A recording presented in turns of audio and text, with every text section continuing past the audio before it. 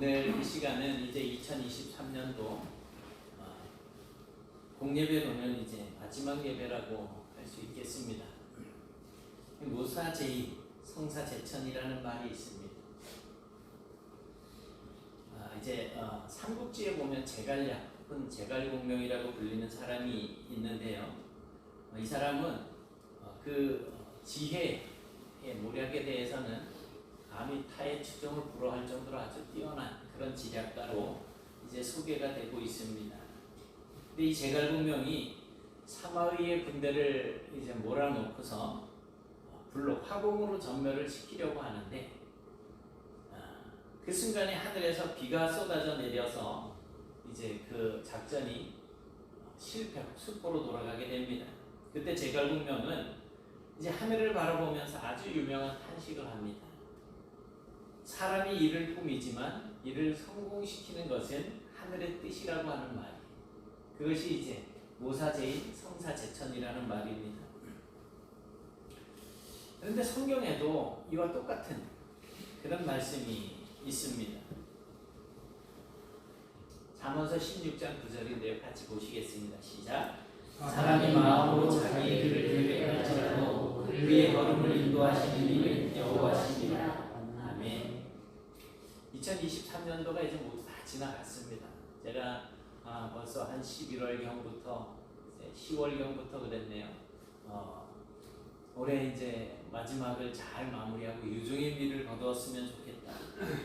그렇게 이제 기도도 하고 했었습니다. 그런데 오늘 이 시간이 2023년도 마지막 주일이고 또 마지막 날 마지막 예배를 드리는 이 시점에서 우리가 지난 1년을 돌아보면 우리가 아무리 계획을 잘 세우고 또 여러 가지 생각을 많이 했다고 하더라도 결과적으로 그 일을 이루신 것은 하나님이시라고 하는 사실을 이제 우리가 진짜 철저하게 경험을 하셨을 것입니다. 오늘 본문 12절을 보니까 사무엘도 블레셋과 이제 긴 전투를 끝을 내고 모든 과정을 되돌아보면서 이렇게 이야기를 하고 있습니다. 사무엘이 돌을 취하면서 이제 미스바와 센 사이에 세워서 이르되 여호와께서 여기까지 우리를 도우셨다. 여호와께서 여기까지 우리를 도우셨다. 그리고는 그 이름을 에벤에셀이라고 짓습니다. 그래서 사무엘은 영원한 흔적을 이제 남길 수 있는 돌을 선택을 해서 한 곳에다가 세우고 에벤에셀이라고 하는 이 이름을 지어서 붙였습니다. 에벤에셀, 에벤에셀, 이 말은 도움의 돌이라는 뜻입니다. 그런데 그 돌에다가 이름을 붙였지만 사실은 그것이 이 사무엘의 신앙의 고백이었습니다. 여호와께서 여기까지 우리를 도우셨다라고 하는 고백이었습니다. 사랑하는 여러분, 그래서 2023년을 거울로 비추어서 이제 우리가 앞으로 내일 당장 이제 몇 시간 뒤에 맞이하게 된 2024년을 생각을 한다면 역시 2024년에는 또 변함없이 우리에게 하나님의 도우심이 필요하다는 것입니다. 저와 여러분 모두 그리고 이 세상에 있는 모든 사람들이 사실은 전부 하나님의 도우심이 필요합니다. 어느 주일학교 수업 시간에 있었던 일입니다. 그날 이제 함께 공부할 주제는 우리를 도우시는 하나님이었습니다. 교사가 아이들이 어떻게 하면 하나님을 보다 친밀하게 느낄 수 있을까 이제 고민을 하고 생각을 하면서 이제 활동을 준비했습니다. 그래서 먼저 준비한 이야기를 전해주고 아이들에게 우리를 도우시는 하나님에 대해서 각자 느끼는 대로 그림을 그리라고 했습니다. 그렇게 그림이 완성되자 이제 아이들의 그림을 둘러보던 이 교사가 한 아이의 그림에 눈이 이제 고정이 됩니다. 이야, 정말 멋진 그림인걸? 뭘 그린 거니? 라고 이제 선생님의 감탄이 섞인 질문이 이 그림이 아이에게 들려지니까 이 아이가 아주 자랑스러워하면서 대답을 합니다. 이거는요 하나님의 손이에요. 그래? 그런데 좀 이상하구나. 하나님의 손이 왜 이렇게 길지? 그러자 아이가 커다란 비밀을 알고 있다는 듯이 뿌듯한 미소를 지으면서 대답을 합니다. 그건 간단해요, 선생님. 하나님께서 이 세상 구석구석 어디든지 돌보시려고 하면 분명히 하나님은 이렇게 손이 길 거예요. 이렇게 대답을 했다는 거예요. 여러분, 2024년을 앞두고 우리가 가장 먼저 해야지 될 것은 하나님께 도움을 요청하는 것입니다. 시작하기 전에 도움을 요청하세요. 이미 어려운 일 경험하면서 도움 요청하지 마시고. 2주 전에 그러니까 제가 이제 갈대 흔들리는 갈대 그림을 이렇게 보여드리면서 그날의 사무엘이 이스라엘 백성들에게 오직 하나님 한 분을 선택하고 그 하나님만을 섬길 것을 요청했던 그런 내용을 말씀을 드렸었습니다. 그리고 이스라엘 백성들은 그 요청을 받아들였고 사무엘은 그런 이스라엘을 위하여서 내가 너희를 위하여 여호와께 기도하리라. 내가 너희를 위하여 하나님께 도움을 요청하리라. 라고 했던 그런 내용들을 살펴보았었습니다. 그렇게 사무엘은 하나님께 도우심을 구했고 하나님께서는 사무엘의 기도를 들으시고는 블레셋의 손에서 이스라엘을 구원하셨다라고 말씀을 하고 있습니다. 여러분, 이제 23년도는 지나갔어요. 더 이상 우리가 23년도를 돌아볼 수는 있겠지만 다시 돌아가서 살 수는 없어요. 지나갔어요. 이제 24년도가 23년도와 같은 24년도가 우리에게 시작이 되어지는데 또 내년 이맘때쯤 되면 또 25년도를 앞에다 놓고 제가 똑같은 이야기를 할 수도 있을 거예요. 여러분 앞에 놓인 2024년에 여러분들은 과연 어떤 일을 하셔야지 될까요? 여러분들이 세운 계획, 어떤 계획을 가지고 계십니까? 올해는 내가 성경을 반드시 일독하겠다. 올해는 내가 분명히 한 명 이상 전도하겠다. 이런 계획을 가지고 계신가요? 아니면 내가 빠지게 일을 해가지고 돈을 많이 벌어가지고 좋은 차를 바꾸겠다. 여러분 스스로 할 수 있는 일들도 많이 있겠지만 그러나 여러분이 해야 할 모든 일에 대해서 하나님의 도우심이 필요할 것입니다. 그러니까 하나님의 도우심을 구하시기 바랍니다. 한 아이가 마당에서 땀을 흘리면서 큰 돌 하나를 마당 저쪽 건너편으로 옮기려고 애를 쓰고 있었어요. 근데 이 모습을 본 아빠가 아이에게 말을 합니다. 넌 네가 왜 가진 힘을 다 쓰지 않고 그렇게 애를 쓰고 있니? 그러자 아이가 속상하다는 듯이 이제 대답을 합니다. 아빠, 저는 이 돌을 들고 저쪽으로 옮기기 위해서 온 힘을 다 쓰고 있는걸요? 그러자 아빠가 뭐라 그랬을까요? 너는 왜 나에게 도움을 요청하지 않는 거니? 라고 대답을 하더라고요. 사실 우리는 뭐 사랑이 같이 작은 아이를 10kg짜리 뭐 이렇게 들고 옮기려면 얼마나 힘들겠어요. 근데 저는 10kg 한 손에 2개씩이라 들 수 있어요. 그게 이제 아빠 혹은 엄마의 힘이잖아요. 근데 아이들은 자기가 해야지 된다라고만 생각을 해서 끙끙끙끙 앓듯이 우리는 내가 이 일을 해야지 하면서 하나님께 도우심을 구하지 않고 크게 골머리를 앓는다는 거지. 하나님은요 항상 우리를 눈여겨보고 계십니다. 그리고 그냥 멀리서 이렇게 지켜보고만 계시는 것이 아니고 항상 함께 계셔요. 그리고 우리가 하나님께 도움을 청할 그 시간을 기다리고 계신다는 것입니다. 언제든지. 그래서 우리에게 항상 입을 크게 열어라, 기도해라, 너희가 내 이름으로 무엇이든지 구하면 다 시행하겠다라고 하면서 계속 기도하면 응답해 주실 것에 대해서 약속을 주고 계신다는 거예요. 그건 뭐예요? 기도하라는 거잖아요. 그러면 하나님의 마음은 뭐예요? 네가 기도할 때까지 내가 기다릴게. 네가 나에게 도움을 요청할 때까지 내가 기다릴게. 그런 건 아니겠습니까? 하지만 종종 우리의 눈이 어두워서 하나님의 도우심을 구하지 않고 내 힘으로 뭘 해결하려고 정말 애쓸 때가 많잖아요. 아마도 그럴 때마다 하나님께서는 저와 여러분들을 향해서 이렇게 말씀을 하실 것 같습니다. 너는 왜 나에게 도움을 요청하지 않는 거니? 너는 왜 나에게 도움을 요청하지 않는 거니? 지금이라도 부르짖어라. 구해라. 두드려라. 찾아라. 말씀을 하시고 계신다는 거지. 그렇다면 하나님께서 이스라엘 백성들을 도왔을 때 그 도우심의 결과는 어땠습니까? 오늘 본문 13절 14절 말씀 보면 그 내용을 우리가 볼 수 있습니다. 같이 보시겠습니다. 시작.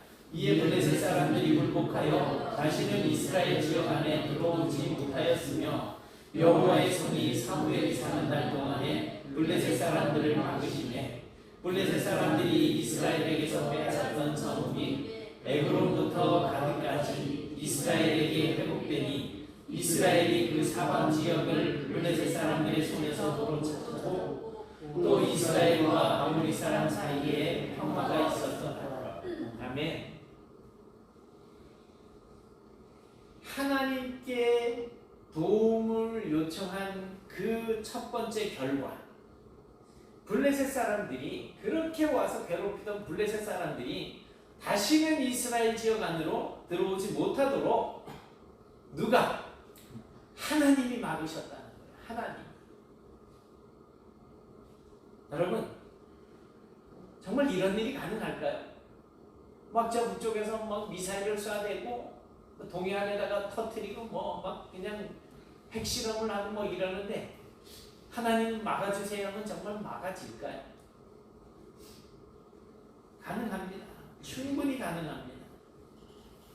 성경을 통해서 자신을 계시하신 이 하나님은 이 세상을 창조하신 분이십니다. 그리고 더불어서 인간의 모든 생사화복에 개입하시는 분이십니다. 하나님께서는 우리가 이해할 수 없는 영역까지도 모두 주관하시고 또 운행하고 계십니다.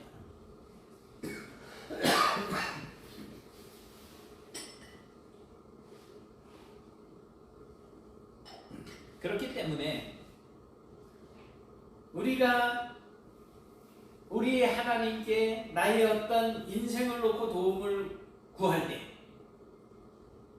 하나님께서는 충분히 그 도움의 간구에 귀를 기울이시고 응답해 주실 수 있는 분이십니다. 하나님은 그런 능력이 있으신 분이십니다. 핵폭탄이 아니라 핵폭탄 할아버지라도 막아주실 수 있으신 분이십니다. 하나님께 도우심을 구한 두 번째 결과, 블레셋 사람들에게 빼앗겼던 성읍을 어떻게 했다고 이야기하고 있습니까? 그 사방 지역, 성읍들과 그 사방 지역을 도로 회복했다. 도로 회복했다고 말씀하고 있어요. 그리고 또 이스라엘 사람들과 아모리 사람 사이에 평화가 있었다. 하나님이 하시는 일이에요. 우리는 할 수 없어요. 하나님께 도움을 요청할 때 하나님이 행하시는 일이에요. 이 세상에는 아직도 전쟁이 많이 일어나고 있습니다. 그래서 러시아나 우크라이나는 벌써 오랜 세월 지금 전쟁을 하고 있고 이스라엘과 팔레스타인 사이에도 지금 전쟁이 있습니다. 뭐 전쟁이라는 게 다른 나라의 땅 빼앗고 자기들의 어떤 이익을 위해서 자원을 빼앗고 하는 이러한 전쟁이잖아요. 결국 남의 것을 빼앗으려고 하는 이 전쟁은 결과가 어떻게 돼? 많은 사람들의 생명을 앗아가고 다치게 하고 재산상의 피해를 입히게 되잖아요. 그런데 이것은 단순하게 전쟁의 상태만 그런 것은 아니라는 것입니다. 우리의 모든 일상에서 하나님의 도우심이 개입한다면 지금 우리가 겪고 있는 많은 어려움들, 정말 힘들어하고 해결받을 수 없을 것이라고 생각하는 그러한 모든 문제들이 아주 평화롭고 행복하게 해결이 되어질 것입니다. 그리고 뭐 이야기를 하고 있어요. 우리가 잃었던 모든 것을 다시 되찾을 수도 있게 된다는 것입니다. 이제 몇 시간 후에 다가올 2024년이 여러분에게 바로 그런 한 해가 되실 수 있기를 축원합니다. 정말 하나님의 도우심은 우리에게 있어서는 천군만마 그보다 더한 엄청난 복을 가져다 주실 것입니다. 문제는 우리가 그 일을 안 한다는 것. 아까 잠깐 이제 탁 소리가 났어요. 저는 1층 이제 예배실에서 탁 소리가 들려가지고 이렇게 들여다봤어요. 앰프가 켜져 있는 상태에서 스피커 볼륨이 올라가 있고 이 앰프가 켜져 있는 상태에서 전원을 확 내리면은 스피커 터지는 소리가 확 들려요. 그 소리가 들렸어. 그래서 안에 누가 계신가 막 이렇게 들여다봤는데 안 계시는 거예요. 조금 있다가 목양실 들어가서 불을 켜니까 불이 안 켜져요. 스위치를 아무리 켜도 불이 안 켜져요. 마침 우리 이영환 장님 지금 밖에 나가서 한전에서 이제 사람이 나와서 그걸 고치고 있을 텐데, 장로님이 또 이 전공이시잖아요. 그래가지고 그 전기 에어컨 전기를 이제 목양실 그 전등 들어오는 그거하고 바꿔서 에어컨을 뽑고 그거를 꽂아놨어요.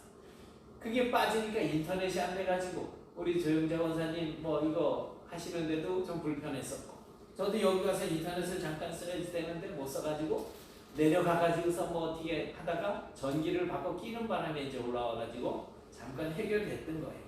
지금 여기 가만히 공간이 환하게 비춰질 수 있는 것은 저 바깥에 있는 스위치 하나만 탁 켜면 환해지는 거예요. 그 스위치가 우리가 하나님의 도우심이 이렇게 쫙 전체를 이렇게 환하게 밝힐 수 있고 우리에게 많은 힘과 능력을 공급해 줄 수 있는데, 그 스위치가 뭐냐면 기도라는 거지. 도움을 요청하는 기도. 이것을 우리가 감당하지 않는다는 거예요. 그러니 이제 오늘부터라도 여태까지 열심히 해오셨지만 오늘부터라도 2024년도를 정말 하나님의 도움을 받는 한 해라고 여기고 정말 최선을 다해서 하나님 앞에 기도하시기 바랍니다.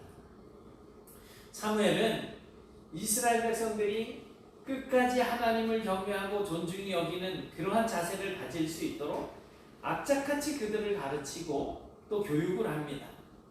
15절부터 17절까지 말씀입니다. 같이 보시겠습니다. 시작.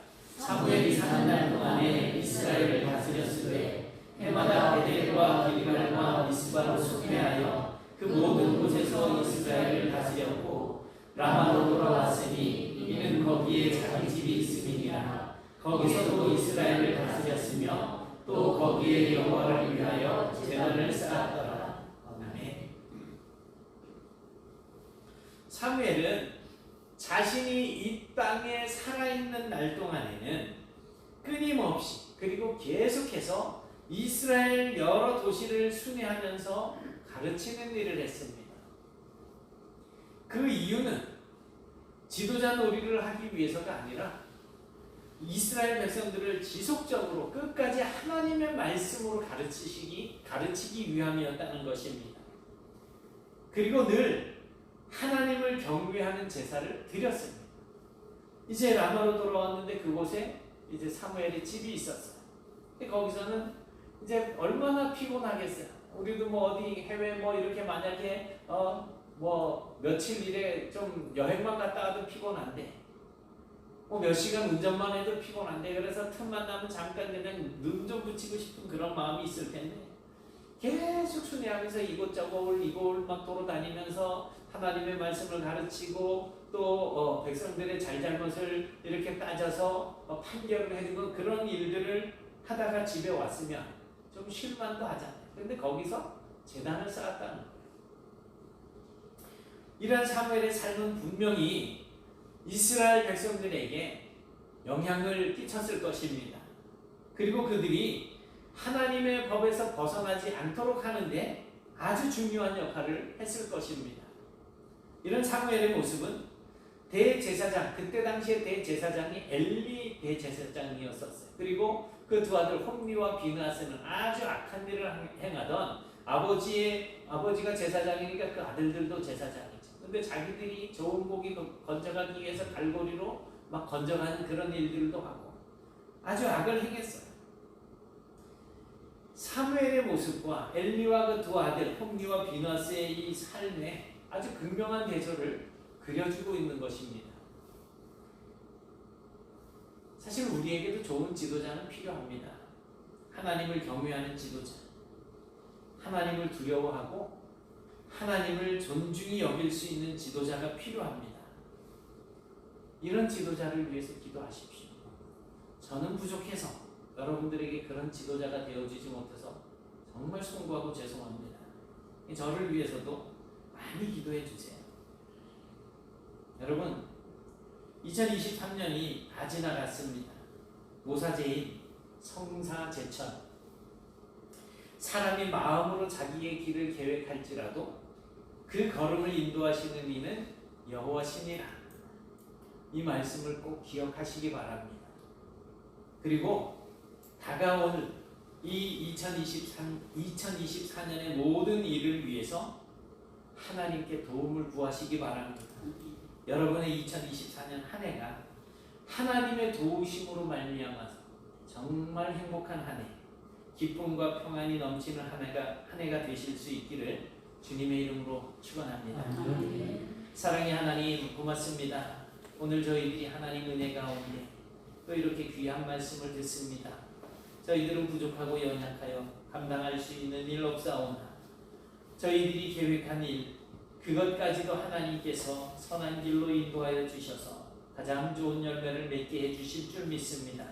이제 저희들이 행하려고 하는 모든 일에 대해서 내 지식과 내 기술과 나의 어떤 경험을 동원해서라도 이루려고 하는 것이 아니라 가장 먼저 하나님 앞에 기도하고 하나님의 지혜를 구하며 하나님의 도우심을 구하는 그러한 삶이 저희들에게 나타날 수 있도록 은혜를 베풀어 주옵시며 항상 성령님의 인도하심 속에서 주님의 은혜를 따라서 살아가는 저희들이 되게 하여 주옵소서. 그래서 올 한 해 잘 마무리되게 하심을 감사드립니다. 이제 2024년도를 맞이하게 될 터인데 하나님이여 정말로 한 해는 주님 은혜 가운데에 복된 한 해가 되게 하시고 모든 것이 회복되어지고 모든 것이 되찾아지고 모든 잘못된 것들이 이제 우리를 더 이상 범접하지 못하도록 지켜보호하여 주옵시며 그런 우리의 삶을 통하여서 오직 하나님 앞에 크게 영광을 돌리며 하나님께서 여기까지 우리를 도우셨다라고 하는 고백이